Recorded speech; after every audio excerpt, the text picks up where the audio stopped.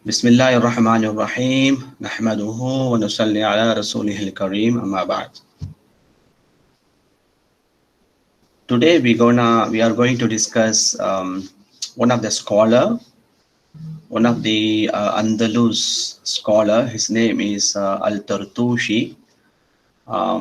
We've been discussing a series of scholars of Islamic Economic Thought, and today in that series we actually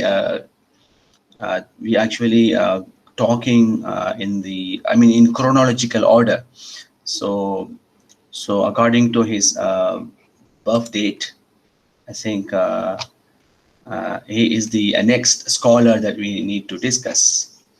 But before I go and discuss this chronological order, of course, I'm bringing the scholar's name according to our course outline.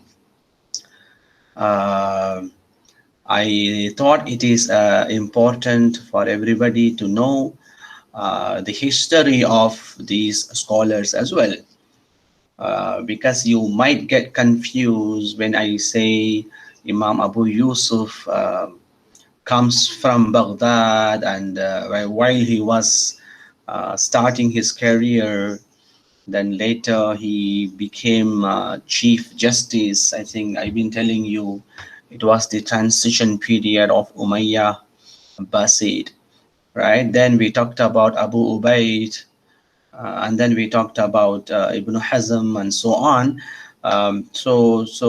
What I've been telling you always, time to time, I tell you that there was a transition that between Umayyad and also Abbasid, right? So today I just want to clarify this because when I talk to someone, and one of you said it is better if we know the chronology.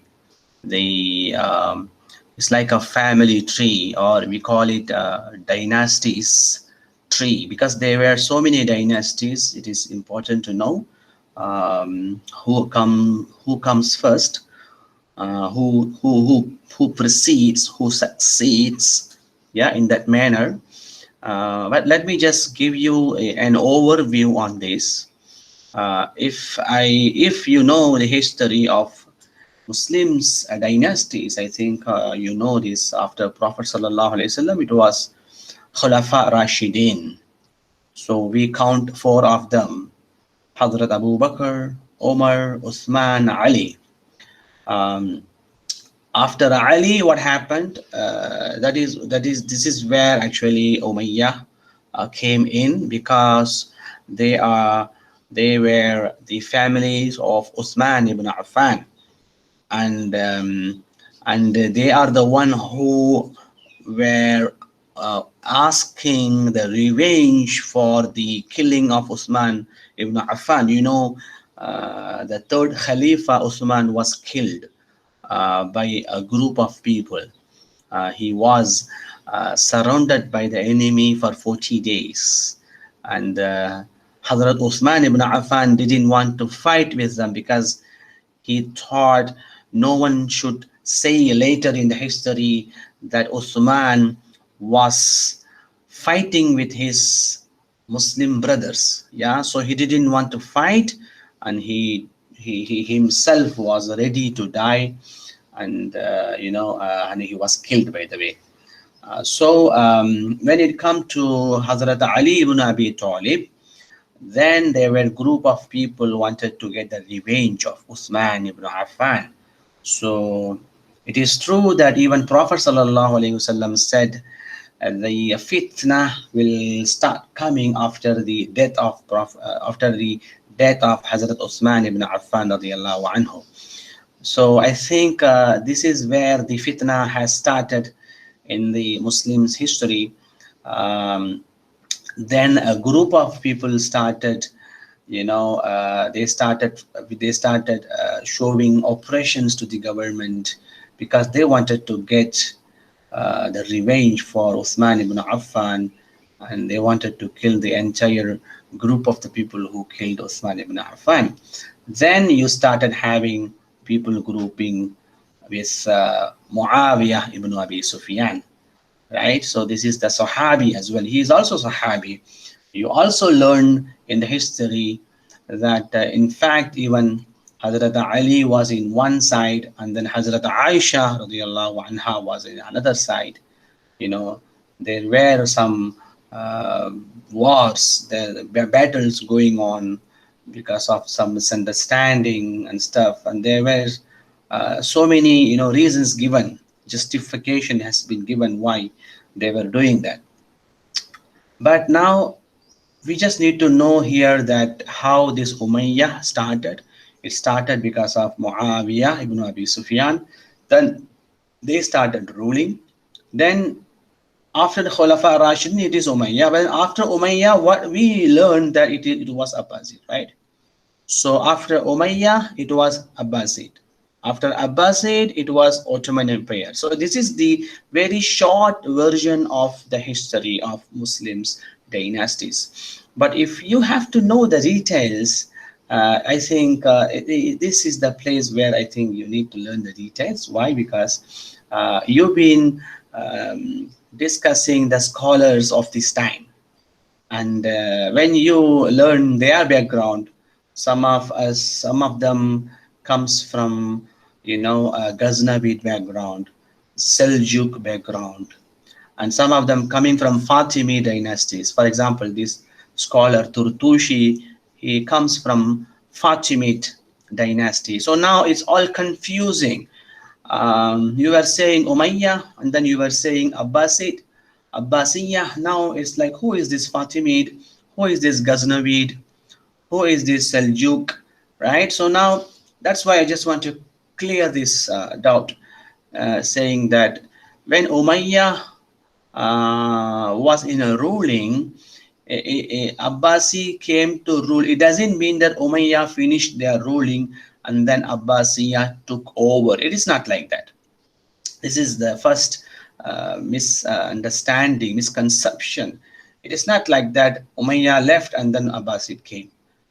No one do that, right? Why should Umayyah leave their position to Abbasid? It doesn't make any sense. So Abbasid has to come and they should take over the places. So how it's been done, according to historians' analysis, they say that while because everybody come out from Makkah and Medina because nobody wanted to disturb Al-Haramain, which is Makkah and Medina. That's why for Khulafa al-Rashidin, Medina was the capital city of the government. Then later it moved to Baghdad, right? Then it moved to Dimashq, right? Then it moved to some other places. So now every single dynasties that we are talking, they went and hold a city, and then they started ruling that city, and then they wanted to uh, they wanted to prove their ruling over that city. But later it's up to them whether they want to pay the taxes to the bigger ruler or not. If they are the smaller ruler, they have to pay the taxes to the biggest ruler. So that time Umayyah was the biggest ruler. It doesn't mean that Umayyah were everywhere. Um, so during Umayyah period, there was uh, other dynasties as well, places to places. In fact, Umayyah themselves, not everybody followed the capital city of Baghdad. Later, they also moved to some other places. That's why let me just give you this summary, the whole thing. I found few maps to share with you. Let me just share those things to you first. Yeah, so I think it makes clear.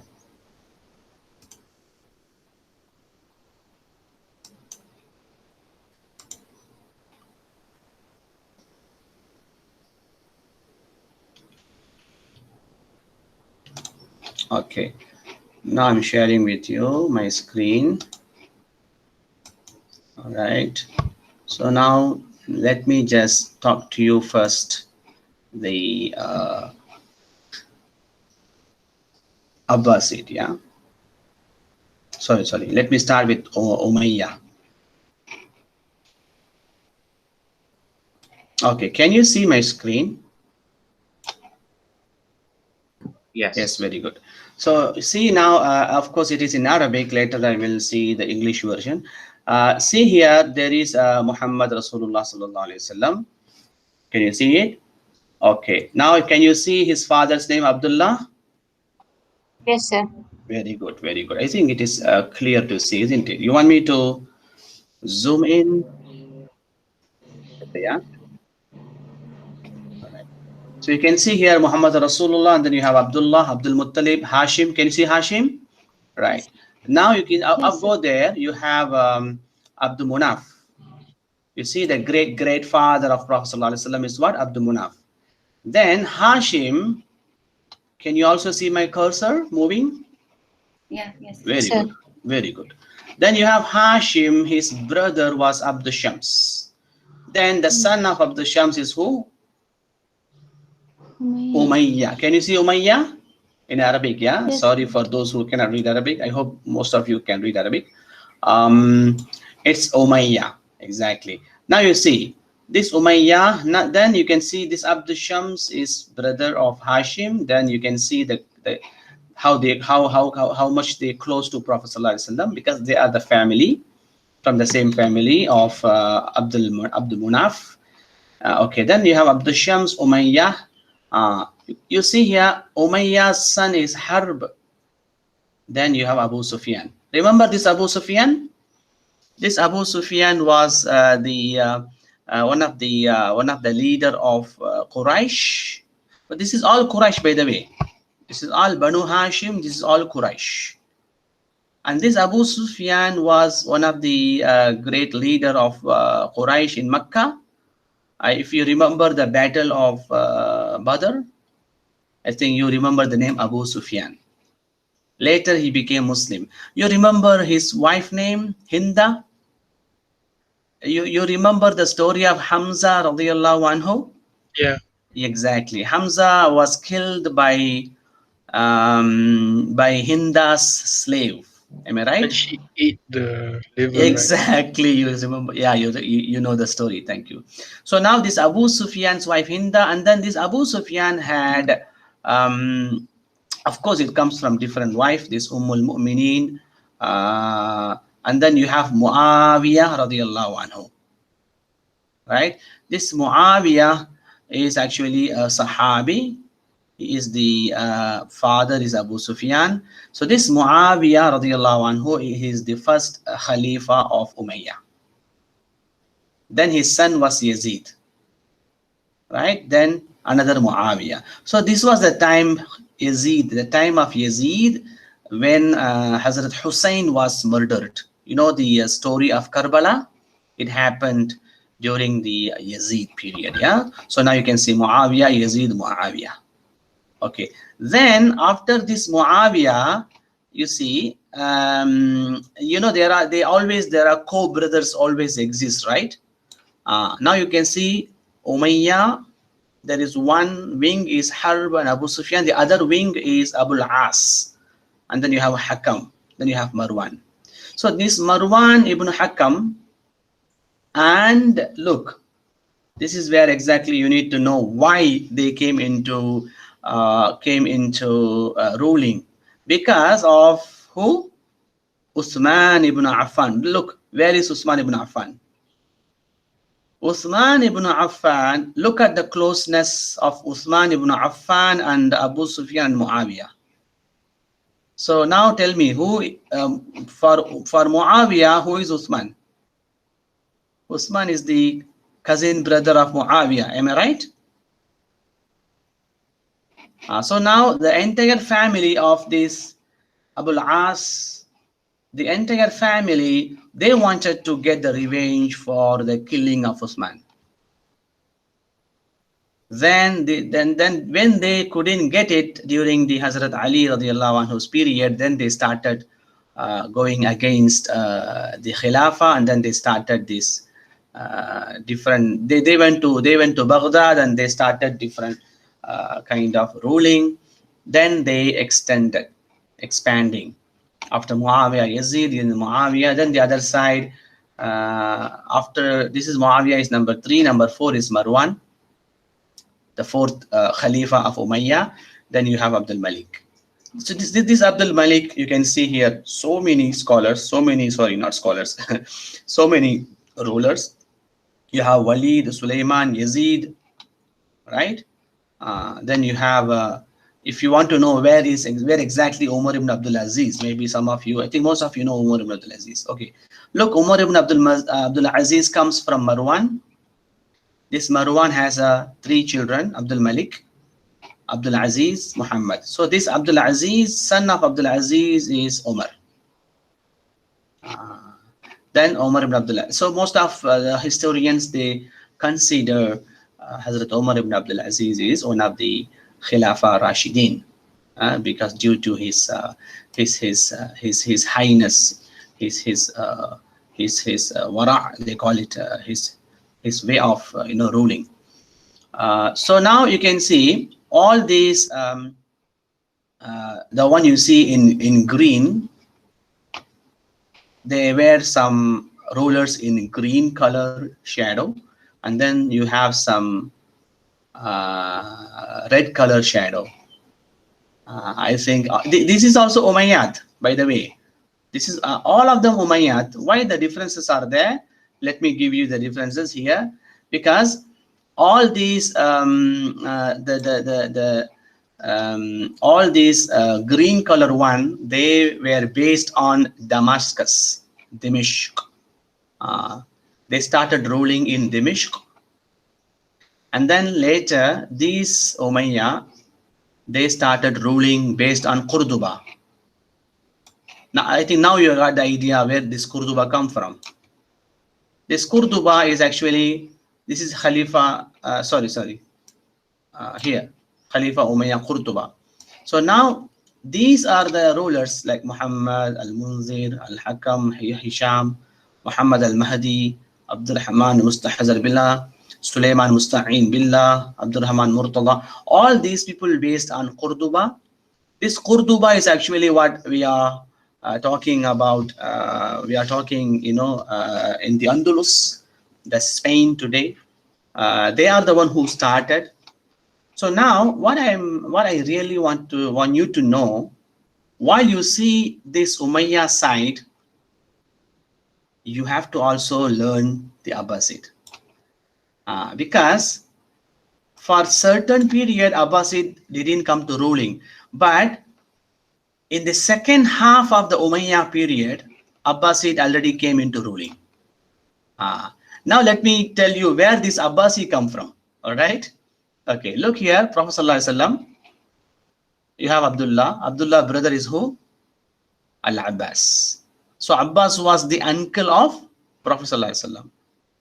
Right? Then you have Abbas, Abdullah ibn Abbas. I think you know the great Sahabi Abdullah ibn Abbas. Then you have Ali. Then you have Muhammad Abdullah. Then son of Muhammad is who? Abul Abbas Abdullah al-Asghar. They call him by the name of Saffah. And then you have Abu Ja'far Abdullah al-Akbar al-Mansur. So he is the first Abbasi scholar. Sorry, not scholar. He is the first Abbasi ruler. So now you see this Abbasi ruler was already in a place where it's called Baghdad. So remember, Abbasi started ruling from Baghdad, and Umayyah started ruling in Dimishq, right? But when Umayyah started ruling in Qurtuba, the same time also Abbasi started ruling in Baghdad. So it was concurrent. In some places they were together, in some places they were different.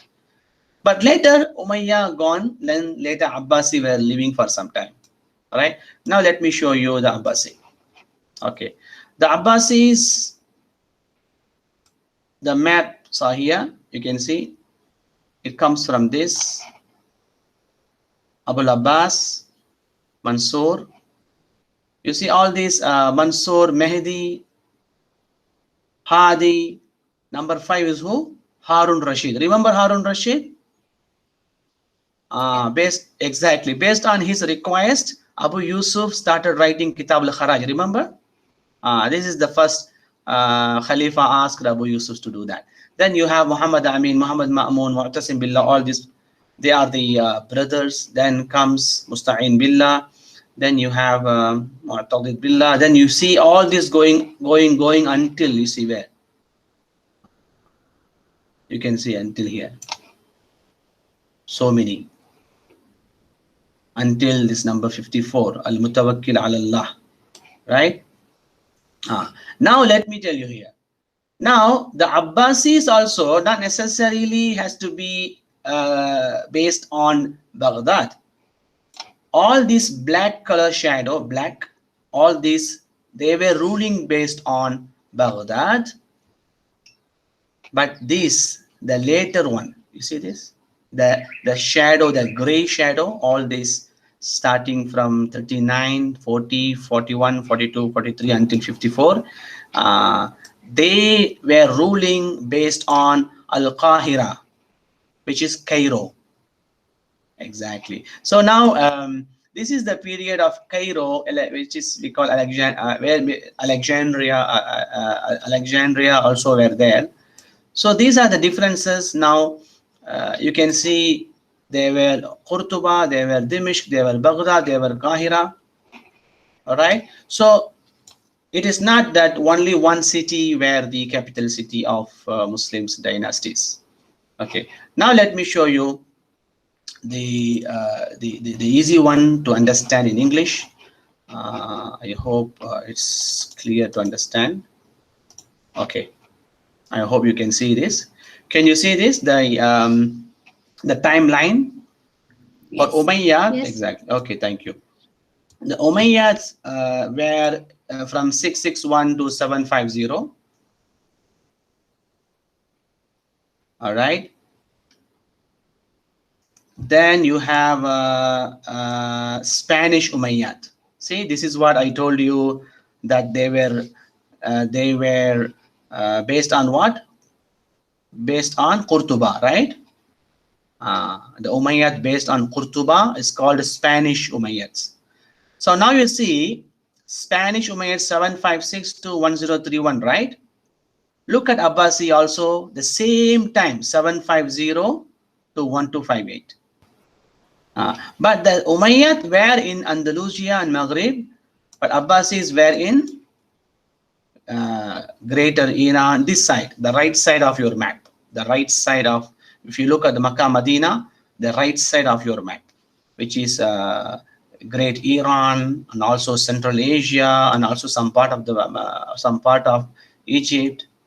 All right, and then you have all these Samanids, Seljuk, Al-Muravid, Seljuk, all these things you can see is all it comes inside. For example, Abbasid were 750 to 158. Within this period of around how many years? It's been 500 years, right? More than 500 years.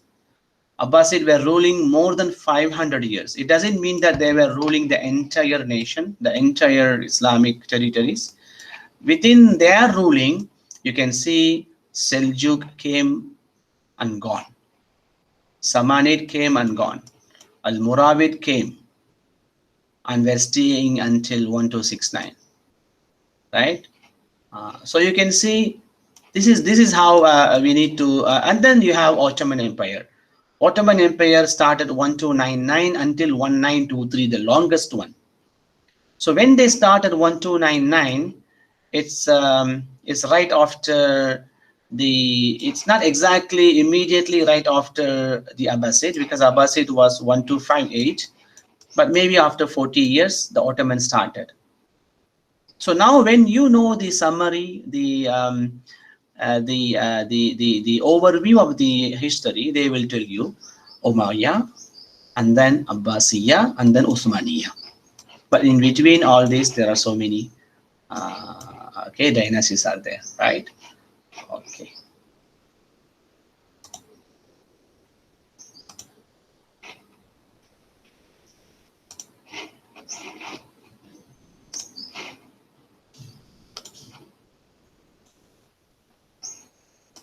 Okay, so the reason I'm sharing this with you because I wanted to tell you this Turtushi came from Fatimid dynasty. This Fatimid dynasty is actually a part of in during the Abbasid Khilafah. This Fatimid were existing in Al-Iskandariya, which is in the in Cairo.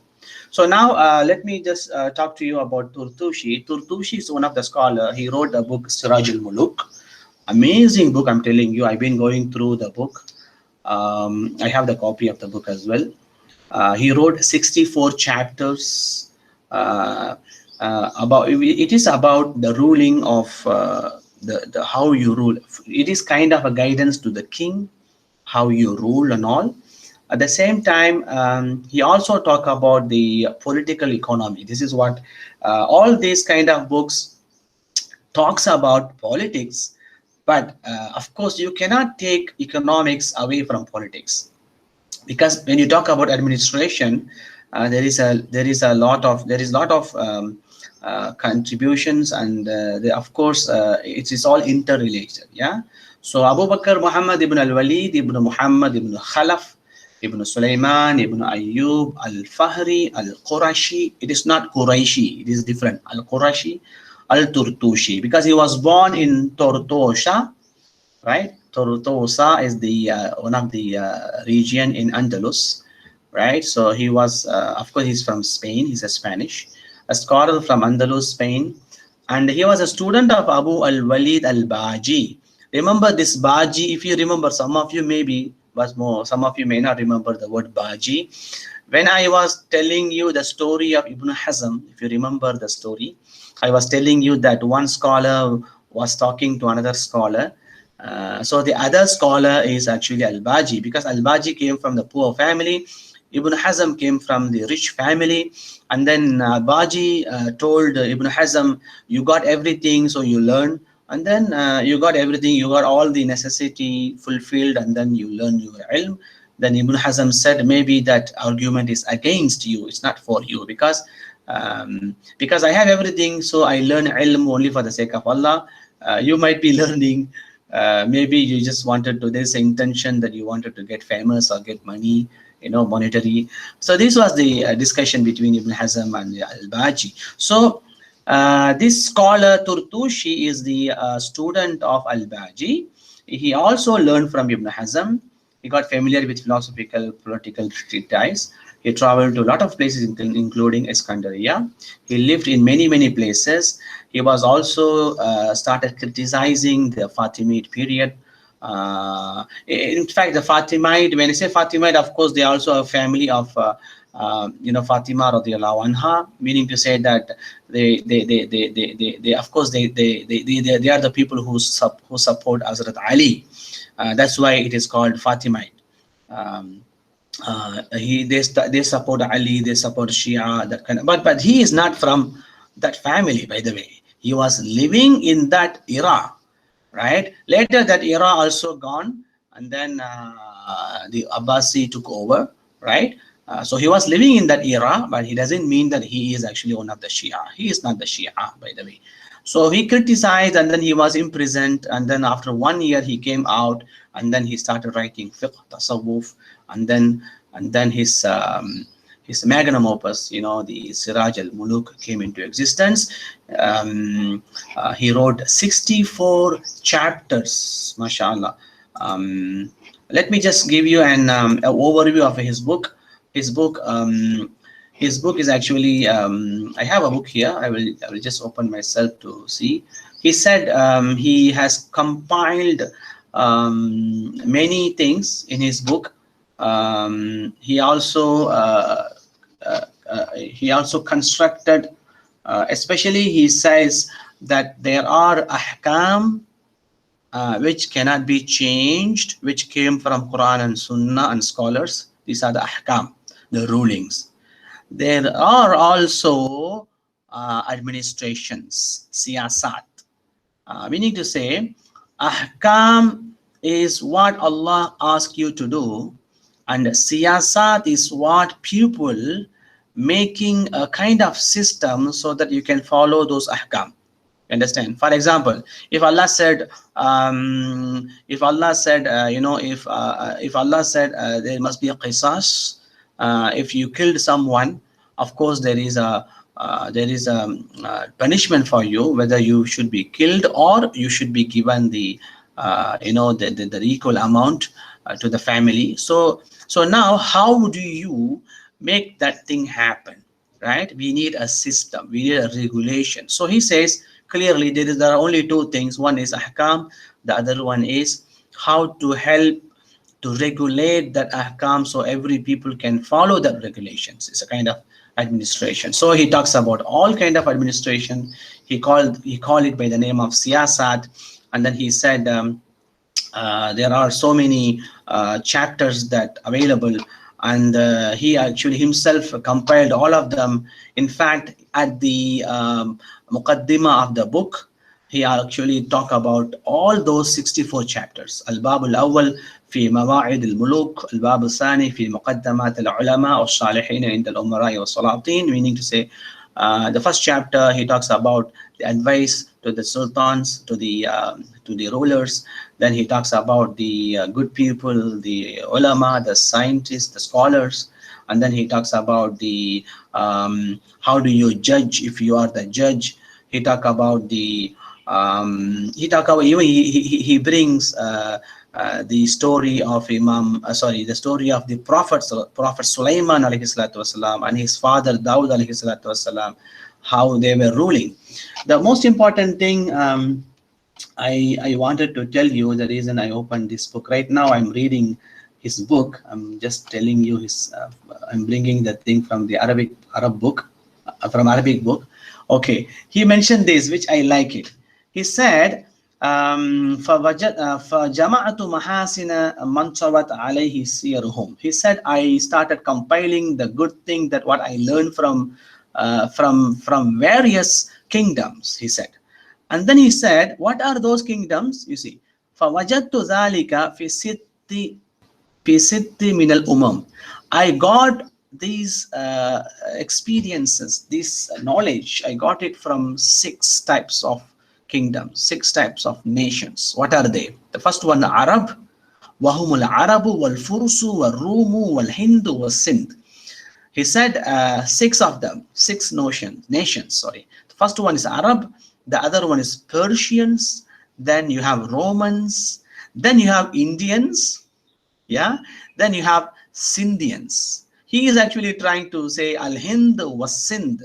Even he said وَسِنْدُ هِنْدٌ فَأَمَّا مُلُوكُ الصِّينِ وَحُكَمَاؤُهَا فَلَمْ تَبْلُغُ إِلَى أَرْضِ الْمَغْرِبِ مِنْ سِيَاسَتِهِمْ كَبِيرُ شَيْءٍ لِبُعْدِ الشُّقَّةِ وَطُولِ الْمَسَافَةِ. He says that of course the Sindh also Hind, but Hind means India, Sindh means today what we call Karachi, Afghanistan, Pakistan, Afghanistan, those places called Sindh.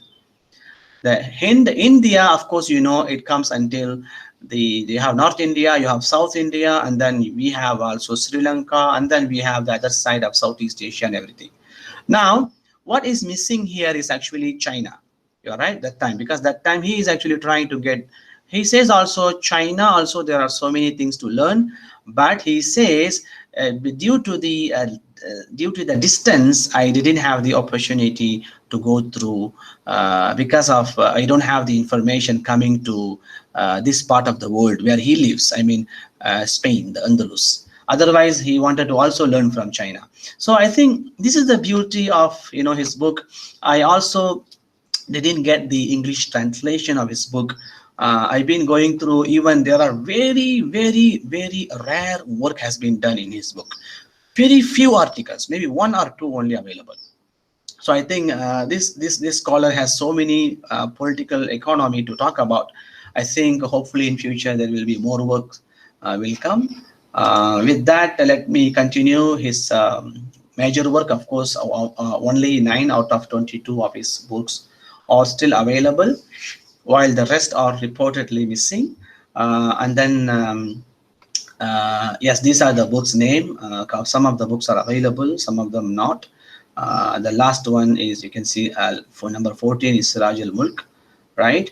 Okay, now when we see his entire book, these are the few chapters that we wanted to talk to you, but there are so many. I'm telling you, this is not only six that so far we just wanted to get and talk to you for a few minutes. Other than that, the entire book can be economized. Not necessary that you have to look into, because he talks beyond economics. The scholar, these kind of scholars, they don't only talk about one thing and then they finish their writing. They talk about all those related. That's why most of the Muslim scholars, especially the classical scholars, when they write something, they do relate to economics, matters that arising to economics, right? So economic related theories, you can see all those relateds are there. So these are the few things that we can talk about, the six things: wealth, land, tax issues, state finance issues, social welfare, and finally corruption, mismanagement, and abuse of power. So when it comes to wealth, um, okay, when it comes to wealth, Turtushi feels that sufficient amount of wealth is important to grow any government. Every single person in the government, in the state, should have a quality wealth. This quality wealth will replace a strong economy. This is what he feels. He also talks about the wealth protection, accumulation, preservation, and also distribution. Next, he talks about land development. When it comes to land development, he himself, these are the few ideas. I think he started talking. I don't see people talk earlier. He talked about the development of nation's land. This is something. It's kind of a development scheme of land. So now he talks about how do we utilize these lands, because there are so many lands that is not being used. We call it dead lands. So now he is giving some idea how to utilize it and how to get the resources out of it. And also, of course, he talks about haraj, of course, a land tax. He also believe in this kind of taxation is the pillar of any government, which he talks about. The next one is the taxation. Um, of course, like everybody, also some other scholars as well, they also talk about taxation. Here he talks about, especially he talk when he say tax cannot be collected, cannot be collected equally from everybody. It has to be, there should be some differences. You cannot collect taxes from the capital, but you can collect from the surplus. Yeah, tax must be imposed on surplus income only, balance after deducting expenditures. It should be optimized after fulfillment of certain conditions. Because especially he talks about the tax collectors and administrators, how should they behave and all. Okay, that's with, okay. The next one talks about state finance. This is something also I found something other scholars are not talking about. He talks about subsidy. I think I don't think somebody else before that talked about it. Subsidy, he talks about it. Prices, if there is a prices expensive, then government should come down and do some subsidy for the basic necessities. For example, if you have a problem like suddenly you don't have enough wheat supply or barley supply, and then the prices are expensive, then government should come down to reduce the price. So these are the ideas actually, he comes with. We are talking about 1,000-year-old. Uh, we are not talking about the 17th century. We talk about the 10th century, right? All this idea came from Europe after 17th century, what we are practicing today. But I'm just giving you this because they were talking all this. They were talking in the 10th century. Remember that, which is 1,000 years ago. He talks about the utilization on state financial resources. He talks about the improve on productivity, and also it should reduce society's burden of acquiring basic necessities, right? So there are a couple of things is really amazing. He talks about social welfare. This is also something new. I didn't see this before. He talks about there must be some system from Baitul Mal, especially some assistance, some sort of help aid program for widows and orphans. In fact, he also gives the number how much should be given if there is any disaster happen. You see, this is something that we can relate to COVID-19 pandemic, kind of compensating. If there's a natural disaster, the government should, let's say if something happened to a businessman, our prime minister talk about machi pachi, right? So that kind of thing, then we should be helping that machi, that pachi, how he was before the disaster. Right now he is in the very poor condition. How was he in pre-disaster? So we make him into that condition. So that kind of idea came from Turtushi, right? If there is a problem in the expertise and management, then you appoint a supervisor. So the supervisor will go and help the poor people to understand, to have some skills, so that he can also bring his wealth into the level, up to the level to the rich people, right? He talks about a lot of things. He talks about his social welfare. In fact, he gave the number. You see, he said if there's a widow, you should be given. The widow should be given 400,000 dinar. That's a huge money, by the way. I don't think it's the annual payment. It's just for the entire life, because 400 dinar is the lot of money. Entire life. It's not dirham, by the way. It's dinar. And then allocation of sadaqah is 200,000 for widow, for orphans, right? And then even he talks about the basic needs. Build a bathing facility, provide a provide readily available clothing. See, this kind of, people are traveling, and then they need some sort of resting, accommodation systems and all. So he is suggesting a lot of things in his book. Yeah, if hardship came to a national disaster, he would compensate with an amount of money.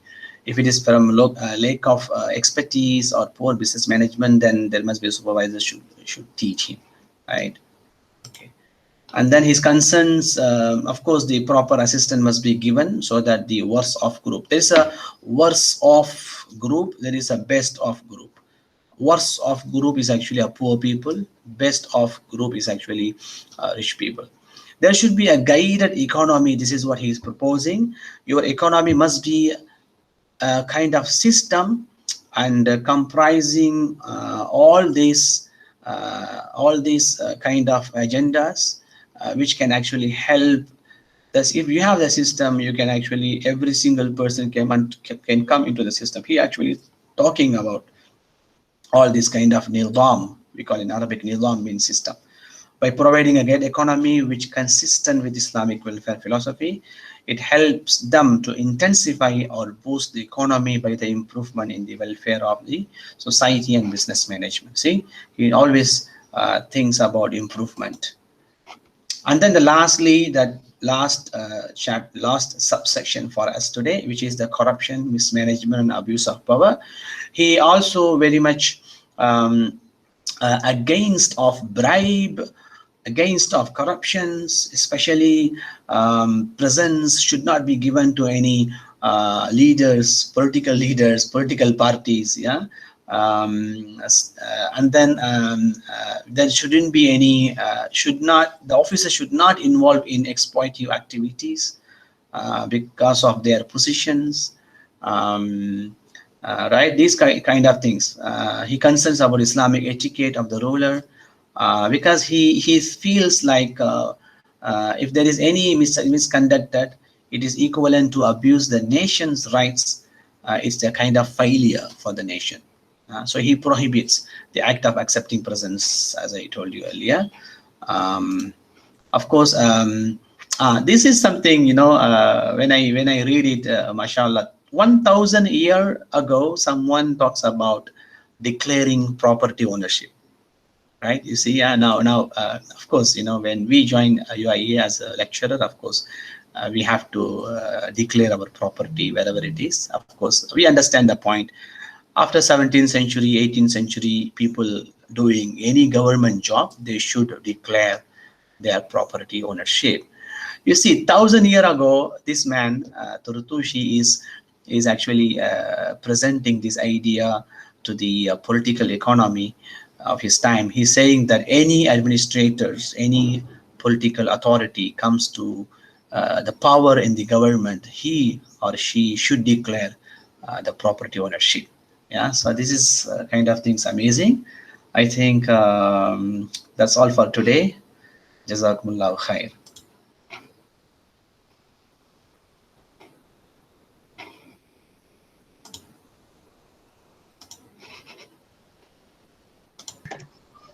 Sir, Yes, please. I have a question.